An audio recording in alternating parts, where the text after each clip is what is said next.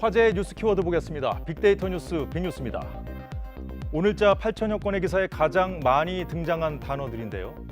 앞서 관련 보도 보셨습니다만 오늘도 공무원 피살 사건 속보가 쏟아지면서 해양수산부와 북한, 또 이 문제로 충돌한 국회와 정당들도 떠 있는데요. 이 중에서 국방부 연관 뉴스 보겠습니다. 공무원이 피살됐을 당시 우리 군이 감청을 통해 실시간으로 상황을 확인하고 있었고, 북한 해군사령부로부터 사살하라는 명령을 받은 현장 지휘관이 정말입니까? 라고 되묻기까지 했었다고 여러 언론이 국회 국방위와 정보위 등을 인용해 보도했는데요. 언론들은 군이 상황을 인지하고도 손을 놓고 있었고 국민이 사살된 사실을 상당 시간이 지난 뒤에야 대통령에게 보고했다고 꼬집었습니다. 이에 대해 국방부는 입장문을 통해 군이 획득한 다양한 첩보 내용에서 사살을 언급한 내용은 전혀 없었다며 관련 보도를 부인했습니다. 총격을 의미하는 말은 피격이 일어난 뒤에 첩보를 취합해보니 있었다는 국방부 관계자의 발언도 보도됐습니다. 정치부터 분야별 키워드 보겠습니다. 역시 정치면 키워드를 봐도 공무원 피살 사건이 핵심 이슈였음을 알 수 있습니다. 다음은 경제 뉴스 키워드인데요. 통계청이 발표한 산업활동 동향에 따르면 지난달 우리나라 산업생산지수는 7월보다 0.9% 감소했습니다.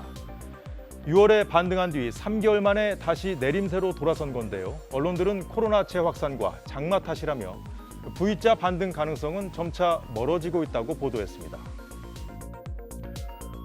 한국은행이 발표한 기업들의 체감 경기를 보여주는 기업 경기 실사지수도 5달 만에 큰 폭으로 떨어진 것으로 나타났는데요.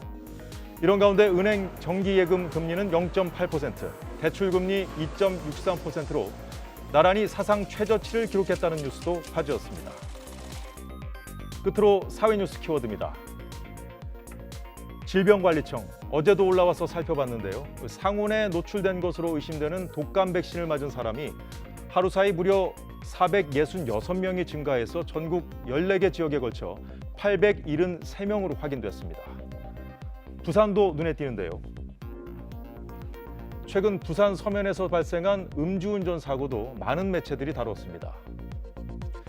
음주 차량으로 포장마차를 덮쳐 12명을 다치게 한 20대 운전자뿐 아니라 동승자 3명도 방조죄로 입건된 사실이 부각됐습니다. 자신에 대한 정부 감사 과정에 위법이 있었다고 주장해온 인천공항공사의 구본환 사장이 결국 해임 통보를 받았다는 소식도 주요 뉴스였습니다.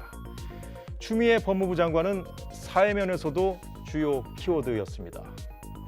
아들 서모 씨의 휴가 미복귀 의혹을 처음 제기한 당직 사병 출신 현모 씨가 자신의 제보를 오해나 허위라고 한 추 장관 등 여권 인사들에게 사과를 요구했습니다. 언론들은 현 씨가 서 씨에게 부대에 복귀하라는 전화를 했고 상급 부대 대위가 찾아와서 휴가자로 처리하라고 했다는 현 씨의 증언이 검찰 수사 결과 사실로 확인됐다며 현 씨의 실명을 공개하고 단독범이라는 표현을 썼던 민주당 황희 의원이 현 씨에게 사과한 소식도 보도했습니다. 오늘 빅뉴스는 여기까지고요.